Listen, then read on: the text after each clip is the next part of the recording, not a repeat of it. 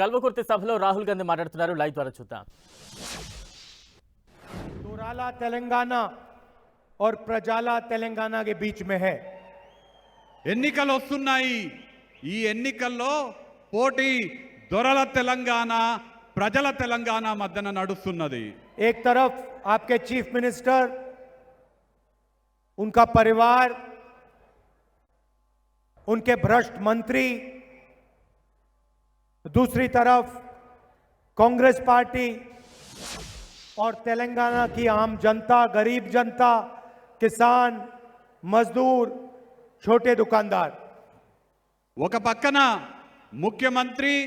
ముఖ్యమంత్రి కుటుంబం, అవినీతి పరులైన మంత్రులు, మరొక పక్కన తెలంగాణ రాష్ట్ర ప్రజలు, పేద ప్రజలు, రైతులు, కార్మికులు, విద్యార్థులు, యువకులు, పేద ప్రజలు. हम सब ने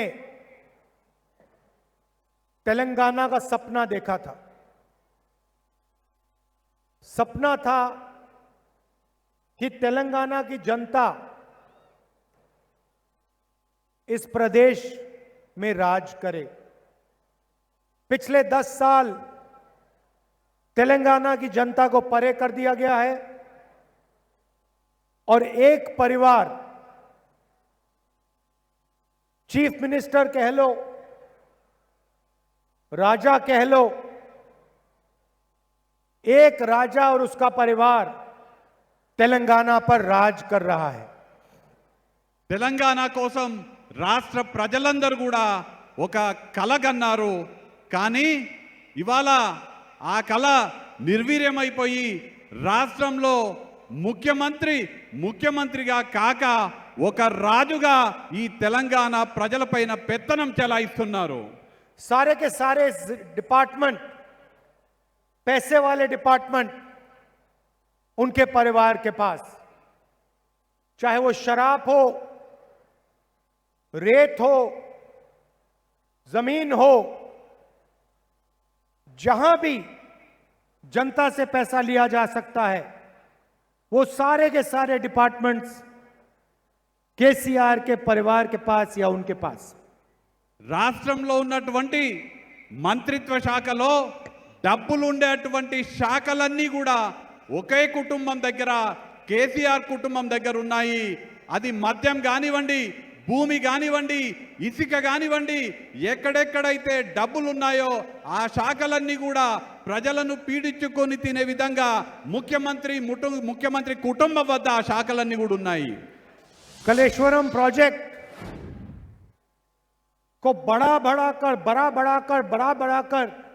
1,00,000 करोड़ रुपए आपकी जेब में से निकाला है. కాళేశ్వరం ప్రాజెక్ట్ సంబంధించినటువంటి అంచనాలని పెంచి పెంచి పెంచి మన పేద ప్రజల జేబులలో నుంచి 1,00,000 కోట్లు ఆగినటువంటి మన రాష్ట్ర ముఖ్యమంత్రి केसीआर जी को वहां जाके इंस्पेक्शन करना चाहिए. ఇవాళ ముఖ్యమంత్రి కేసీఆర్ గారు కాళేశ్వరం ప్రాజెక్టు వద్దకెళ్ళి అక్కడ సమీక్షించాల్సినటువంటి బాధ్యత ఉన్నది. वहां कलेश्वरम प्रोजेक्ट के जो बराज के खंभे हैं, एक के बाद एक गिर रहे हैं. కాళేశ్వరం ప్రాజెక్ట్ కి సంబంధించినటువంటి పిల్లర్లు ఏవైతే ఉన్నాయో ఒకదాని తర్వాత ఒకటి కూలుతూ ఉన్నటువంటి పరిస్థితి आपसे 1,00,000 करोड़ रुपया चोरी किया और प्रोजेक्ट को भी ठीक से नहीं किया. మన దగ్గర 1,00,000 రూపాయల ధనాన్ని మన దగ్గర దోచుకొని ఒక్క ప్రాజెక్ట్ ని కూడా సరిగా కట్టలేకపోయినారు. और तेलंगाना को कर्ज में मिटा दिया. అట్లనే తెలంగాణ రాష్ట్రాన్ని అప్పుల ఊబిలోకి నెట్టేయబడ్డది. వాళ్ళ भाइयों और बहनों, 2040 तक तेलंगाना का हर परिवार 31,500 रुपए हर साल तेलंगाना के कर्ज के लिए दिएगा. 2040 సంవత్సరం వరకు తెలంగాణ ప్రజలపైన 1,00,000కు పైగా అప్పు ప్రతి తెలంగాణ బిడ్డపైన ఉన్నది. इसको कहते हैं दोराला सरकार. దీన్ని దొరల ప్రభుత్వం అని అంటారు. हमने भी सरकार चलाई, हमने भी प्रोजेक्ट्स किए. మేము కూడా ప్రభుత్వాలని నడిపినాము, మేము కూడా ప్రాజెక్టులను నిర్మించినాము. नागार्जुना सागर, प्रियदर्शनी जुराला, श्री राम सागर, सिंगूर प्रोजेक्ट, कोई शिकायत नहीं आई. నాగార్జున సాగర్ ప్రాజెక్టు, దూరాల ప్రాజెక్టు, సింగూరు ప్రాజెక్టు అన్నీ కూడా కాంగ్రెస్ ప్రభుత్వంలో కట్టడం జరిగింది. हमारी सरकार थी, दलितों को, आदिवासियों को, पिछड़ों को हम उनकी जमीन वापस देते थे. మా ప్రభుత్వంలో దళితులకు, గిరిజనులకు, బడుగు బలహీన వర్గాలకు భూమిని ఇవ్వడం జరిగింది. लाखों गरीब लोगों को हमने जमीन वापस दी. లక్షలాది మంది పేదలకు భూమిని తిరిగి ఇవ్వడం జరిగింది. कांग्रेस पार्टी से और इंदिरा गांधी जी से इसलिए आपका इतना गहरा रिश्ता है. కాంగ్రెస్ పార్టీతో, ఇందిరమ్మతో ఆ కారణం చేతనే మీ అందరికీ కూడా అంత అవినాభావ సంబంధం ఉన్నది. और दोराला सरकार क्या करती है? ఆపోజిట్ గా దొరల ప్రభుత్వం ఏం చేస్తున్నది? धारिणी पोर्टल के माध्यम से गरीबों से उनकी जमीन छीनने का काम करती है. ధరణి పోర్టల్ పేరుతో పేద ప్రజల వద్ద ఉన్నటువంటి పేదల భూమిని లాక్కుంటున్నది దొరల ప్రభుత్వం. 20 लाख किसानों को नुकसान पहुंचा है.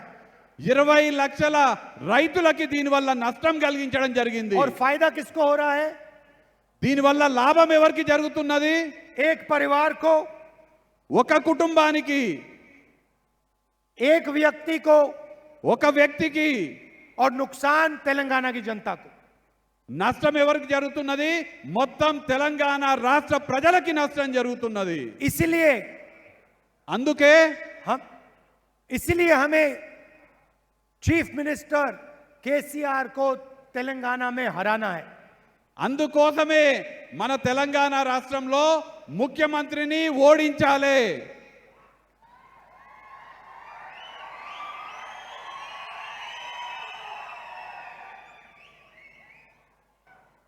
Bye bye KCR.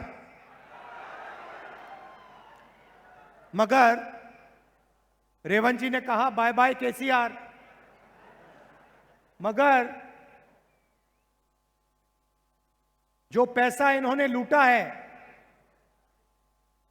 उसके बारे में क्या होगा?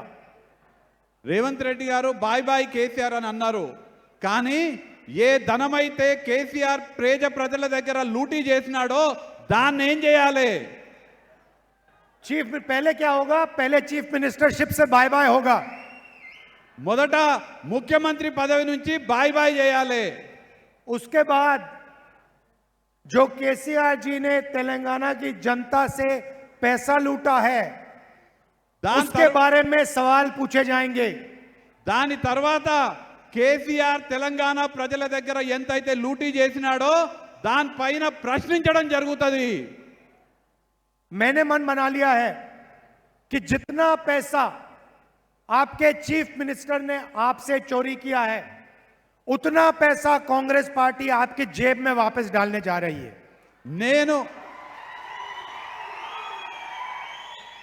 నేను నిర్ణయించుకున్నాను, ఎన్ని డబ్బులైతే పేద ప్రజల దగ్గర కేసీఆర్ లూటీ చేసినాడో అన్ని మళ్ళీ రాష్ట్రంలో ఉన్నటువంటి పేదల జేబులోకి కాంగ్రెస్ పార్టీ నింపుతుంది.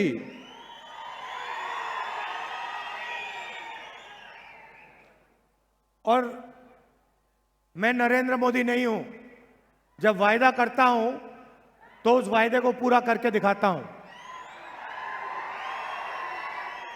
నేను నరేంద్ర మోడీని కాదు, నేనేదైనా హామీ ఇస్తే ఆ హామీ నెరవేర్చే బాధ్యత నాది. मोदी जी ने कहा था 15 लाख रुपए हर बैंक अकाउंट में डालूंगा. నరేంద్ర మోడీ గారు హామీ ఇచ్చినారు, మీ అందరి బ్యాంక్ అకౌంట్లలో 15 లక్షల రూపాయలు డిపాజిట్ చేస్తా అని. आपके बैंक अकाउंट में 1 रुपया नहीं आया. మీ బ్యాంక్ అకౌంట్ లోకి 1 రూపాయి కూడా రాలేదు. अदानी जी के बैंक अकाउंट में लाखों करोड़ रुपए चले गए. అదే అడానీ బ్యాంక్ అకౌంట్ లో లక్షల కోట్ల రూపాయలు చేరినాయి. तो जब हम वायदे करते हैं हम उन वायदों को पूरा करते हैं. మేమేవైతే హామీలు ఇస్తామో ఖచ్చితంగా ఆ హామీలను మేము నెరవేరుస్తాము. मेरा आपके साथ राजनीतिक रिश्ता नहीं है, पारिवारिक रिश्ता है. నాకు మీతో ఉన్నటువంటి బంధము రాజకీయ బంధం కాదు, వ్యక్తిగతమైనటువంటి కుటుంబ పరమైనటువంటి బంధము మీతో నాకున్నది. मतलब ये रिश्ता राहुल गांधी के साथ नहीं है, ये रिश्ता जवाहरलाल नेहरू, इंदिरा गांधी, राजीव गांधी, सोनिया गांधी के साथ है. ఈ బంధము కేవలం రాహుల్ గాంధీ గారితో ఉన్నది కాదు, జవహర్లాల్ నెహ్రూ గారు, ఇందిరాగాంధీ గారు, రాజీవ్ గాంధీ గారు, సోనియా గాంధీ గారితో ఉన్నటువంటి బంధము, ప్రియాంక గాంధీ గారితో ఉన్నటువంటి బంధము. तो हमारा पारिवारिक रिश्ता है और इसीलिए जो हम यहां स्टेज से कहते हैं वो हम करके दिखाते हैं. నాకు మీతో ఉన్నది కుటుంబపరమైనటువంటి బంధం కాబట్టి మేము ఏదైతే ఈ వేదిక మీద నుంచి చెప్తామో అది చేసి చూపిస్తాము. और मैंने कहा कि जितना पैसा केसीआर ने आपसे लूटा है उतना पैसा कांग्रेस पार्टी आपके बैंक अकाउंट में वापस डालेगी. నేను చెప్పడం జరిగింది, ఎన్ని డబ్బులైతే కేసీఆర్ మన పేదల దగ్గర లూటీ చేసినాడో అవన్నీ కూడా తిరిగి మీ బ్యాంక్ అకౌంట్ లో నేను వేపిస్తాను. सबसे पहले महिलाएं इस प्रदेश की रीढ़ की हड्डी हैं.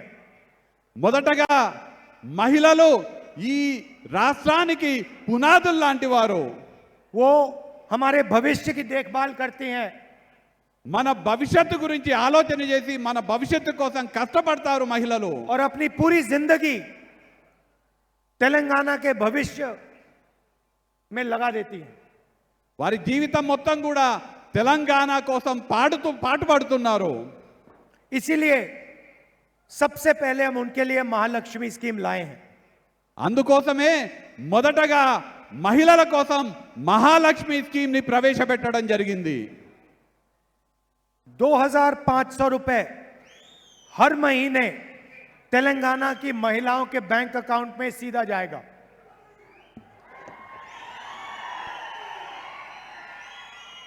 ప్రతి నెల తెలంగాణలో ఉన్నటువంటి ప్రతి మహిళా బిడ్డకు 2500 రూపాయలు డైరెక్ట్ గా మీ బ్యాంక్ అకౌంట్ లోకి వస్తాయి.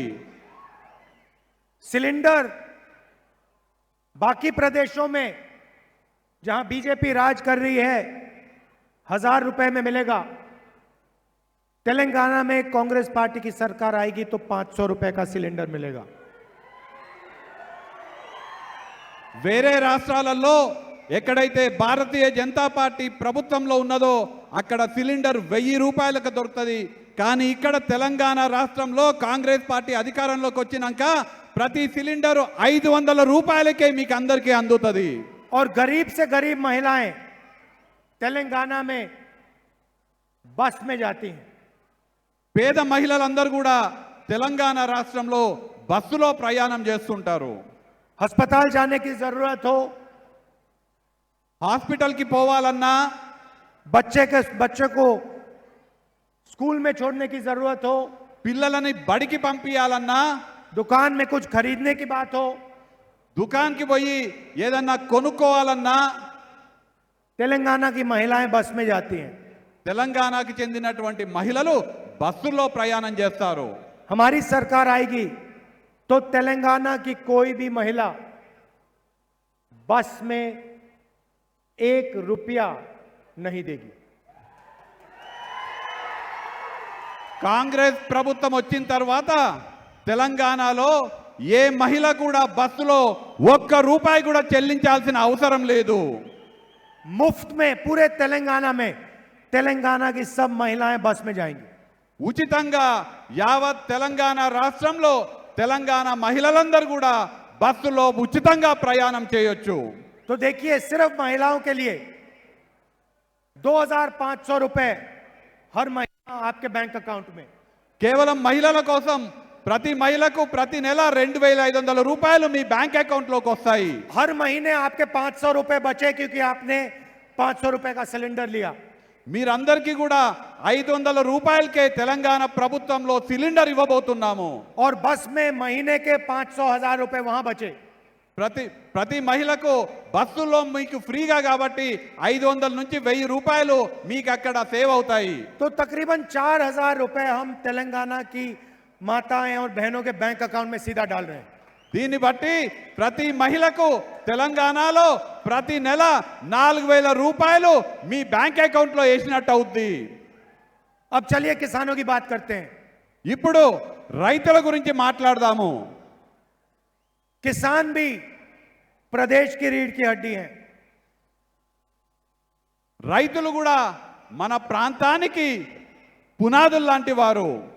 और हम जानते हैं उनको कितनी मुश्किल सहनी पड़ती है। మనందరికీ తెలుసు రైతులు ఎంత కష్టపడి పని చేయాల్సి వస్తుందో. और अगर किसान मुश्किल सह रहा है तो मजदूर उससे ज्यादा मुश्किल सहता है। రైతులు కష్టాల్లో ఉంటే కార్మికులు ఇంకా కష్టాలు పడుతున్నారు. इसीलिए किसानों के लिए हर एकड़ के लिए 15,000 रुपए कांग्रेस पार्टी देने जा रही है। అందుకోసమే తెలంగాణలో ఉన్నటువంటి యావత్ రైతాంగానికి ప్రతి సంవత్సరం ప్రతి ఎకరానికి 15,000 రూపాయలు కాంగ్రెస్ ప్రభుత్వం ఇవ్వబోతున్నది. और मजदूरों के लिए 12,000 रुपए हर साल। అలానే రైతు కూలీల కోసం 12,000 రూపాయలు ప్రతి సంవత్సరం ఇవ్వబోతున్నాము. बुजुर्ग लोगों के लिए आज उनको 2,000 रुपए मिलता है पेंशन में। రాష్ట్రంలో ఉన్నటువంటి వృద్ధులకు ఇవాళ కేవలం 2,000 రూపాయలు పెన్షన్ గా అందుతున్నది. अभी मैंने कुछ बुजुर्ग महिलाओं से पूछा कितना पैसा मिलता है, मुझे बताया 2,000 रुपए मिलते महीने के। ఇందాక నేను జిల్లెళ్ళ గ్రామంలో మహిళలను వృద్ధ మహిళలను అడగడం జరిగింది, మీకు పెన్షన్ ఎంత వస్తున్నదని. మాకు 2,000 వస్తున్నదని ఆ మహిళలు నాకు చెప్పడం జరిగింది. कांग्रेस पार्टी की सरकार आएगी तो उनको 4,000 रुपए मिलेगा हर महीना। కాంగ్రెస్ ప్రభుత్వం అధికారంలోకి వచ్చిన తర్వాత వాళ్ళందరికీ కూడా ప్రతి నెల 4,000 రూపాయల పెన్షన్ ఇవ్వబోతున్నాము. और सबको 10 लाख रुपए हेल्थ इंश्योरेंस में मिलेगा। అందరికీ కూడా 10 లక్షల రూపాయల విలువ చేసే ఆరోగ్య బీమా కూడా కాంగ్రెస్ ప్రభుత్వం ఇవ్వబోతున్నది. गृह ज्योति स्कीम 200 यूनिट बिजली हर महीने मुफ्त में। గృహజ్యోతి పథకం ద్వారా ప్రతి కుటుంబానికి 200 యూనిట్ల వరకు ఉచితంగా విద్యుత్ ఇవ్వబోతున్నాం మీకు అందరికీ. ये काम प्रजाला सरकार करने जा रही है। ఈ పనులన్నీ కూడా ప్రజల ప్రభుత్వం చేయబోతున్నది. भाइयों और बहनों, चुनाव बीआरएस और कांग्रेस पार्टी के बीच में है। సోదర సోదరీమణులారా, ఈ ఎన్నికలు బీఆర్ఎస్ కాంగ్రెస్ పార్టీల మధ్యన నడుస్తున్నవి. सच्चाई ये है कि बीआरएस, बीजेपी और एमआईएम एक साथ काम कर रहे हैं।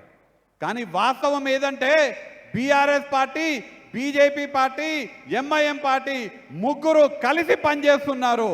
पार्लियामेंट हाउस में, लोकसभा में बीआरएस ने बीजेपी का पूरा समर्थन किया।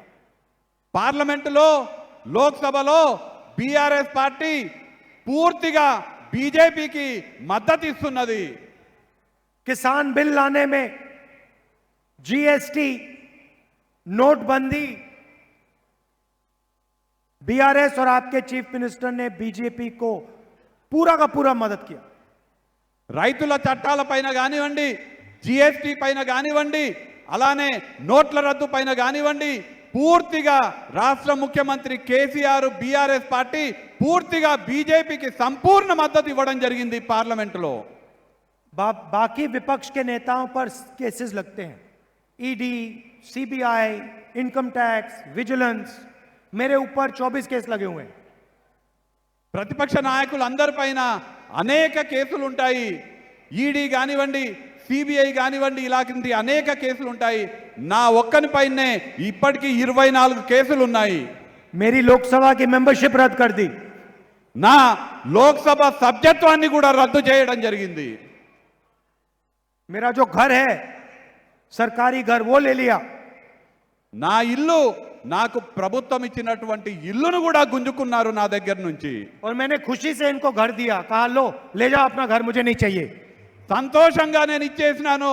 ఈ ఇల్లు నాకు అవసరం లేదని నేను ఇచ్చేసినాను. पूरा हिंदुस्तान मेरा घर है, पूरा तेलंगाना मेरा घर है। యావత్ భారతదేశం నా ఇల్లు, ఈ తెలంగాణ రాష్ట్రం మొత్తం కూడా నా ఇల్లు. करोड़ों लोग अगर मुझे जरूरत पड़े तो करोड़ों लोग मुझे अपने घर में रहने देंगे. అవసరమైతే కోట్లాది మంది నన్ను వాళ్ళు హక్కున చేర్చుకుంటారు. ఆ అందరిది నా వాళ్ళ ఇల్లు, కోట్లాది ప్రజల ఇల్లు నా ఇల్లు లాంటిదే. ले जाओ उठा के अपना घर. తీసుకో, మీ ఇల్లు అవసరం లేదు నాకు. तो जो भी उनसे लड़ता है उन पर केस होते हैं, आक्रमण होता है, मगर आपके चीफ मिनिस्टर पे कोई केस नहीं. ఎవరెవరైతే బీజేపీ పైన పోరాటం చేస్తారో వాళ్ళ పైన కేసులు పెడతారు, వాళ్ళ మీద ఆక్రమణ చేస్తారు. కానీ బీఆర్ఎస్ పైన, బీఆర్ఎస్ ముఖ్యమంత్రి పైన, వాళ్ళ నాయకుల పైన ఏ మాత్రం కూడా కేసులు ఉండవు. कोई सीबीआई इंक्वायरी नहीं, ఏ సిబిఐ ఎంక్వైరీ కూడా బీఆర్ఎస్ నాయకుల పైన ఉండదు. कोई ईडी का अफसर उनके घर के सामने नहीं खड़ा. ఈడీకి సంబంధించినటువంటి అధికారులు వాళ్ళ ఇండ్ల దగ్గరికి కూడా పోరు. इनकम टैक्स वाले कोई सवाल नहीं पूछ रहे, ఇన్కమ్ ట్యాక్స్ అధికారులు వాళ్ళని ఒక్క ప్రశ్న కూడా అడగరు. क्योंकि आपके चीफ मिनिस्टर और नरेंद्र मोदी एक साथ मिले हुए हैं. ఎందుకంటే మీ ముఖ్యమంత్రి నరేంద్ర మోడీ ఇద్దరు కూడా ఒకటే, ఇద్దరు కూడా కలిసే పనిచేస్తున్నారు. तो आप ये समझ के चलिए कि लड़ाई कांग्रेस पार्टी और बीआरएस के बीच में है. మీరందరూ కూడా గమనించండి, ఈ ఎన్నికల్లో యుద్ధము కాంగ్రెస్ పార్టీ బీఆర్ఎస్ పార్టీ మధ్యన నడుస్తున్నది. पहले यहां पे बीजेपी छाती फुला के घूम रही थी, पहले यहां बीजेपी के लोग छाती फुला के घूम रहे थे. భారతీయ జనతా పార్టీ ఇక్కడ భుజం ఎగిరేసి ఈ ప్రాంతంలో తిరగడం జరుగుతున్నది. कांग्रेस पार्टी ने उनकी सारी की सारी गैस निकाल दी. కాంగ్రెస్ పార్టీ వాళ్ళ మొత్తం గ్యాస్ తీసేసినారు. चारों टायर उनके पंचर कर दिए. 4కి 4 బీజేపీకి చెందినటువంటి 4 టైర్లు కాంగ్రెస్ పార్టీ పంక్చర్ చేసేసింది రాష్ట్రంలో. अब उनके नेता यहां आके कहते हैं हम ओबीसी का चीफ मिनिस्टर बनाएंगे. వాళ్ళ నాయకులు ఇక్కడికి వచ్చి ఇవాళ చెప్తున్నారు, మేము రాష్ట్రంలో ఓబీసీ ముఖ్యమంత్రిని పెడతామని చెప్తున్నారు బీజేపీ अरे भाई నాయకులు. यहां आपको 2% वोट मिलेगा और चीफ मिनिस्टर कैसे बनाओगे? మీకిక్కడ 2% ఓట్లు వస్తే మీరు ముఖ్యమంత్రిని ఎట్లా ఏర్పాటు చేస్తారు? अगली बार प्रधानमंत्री अमेरिका जाएंगे, कहेंगे मैं अमेरिका में ओबीसी प्रेसिडेंट बनाऊंगा. వీళ్ళ వ్యవహారం ఎట్లుందంటే ప్రధానమంత్రి అమెరికాకు పోయి అమెరికాలో నేను ఓబీసీ ప్రెసిడెంట్ని ఏర్పాటు చేస్తా అని చెప్పినట్టుగా ఉంది. ना आप अमेरिका में प्रेसिडेंट बना पाओगे, यहाँ आपका चीफ मिनिस्टर बनेगा. మీరు అమెరికాలో ప్రెసిడెంట్ని నుంచో కూర్చోబెట్టలేరు, ఇక్కడ తెలంగాణ రాష్ట్రంలో ముఖ్యమంత్రిని మీరు కూర్చోబెట్టలేరు. उल्टी सीधी बात मत करिए तेलंगाना की जनता के साथ, उल्टी सीधी बात तेलंगाना की जनता के साथ मत कीजिए. ఈ తిక్క మాటలు తెలంగాణ రాష్ట్ర ప్రజల ముందలా బీజేపీ మాట్లాడకూడదు. अपनी गाड़ी का टायर पंचर ठीक करिए पहले. మీ పంక్చర్ అయినటువంటి మీ వాహనం కార్ని సరిగా చేసుకోండి మొదలు. अच्छा, दूसरी तरफ MIM, రెండవ తరఫున ఎంఐఎం ఉన్నది.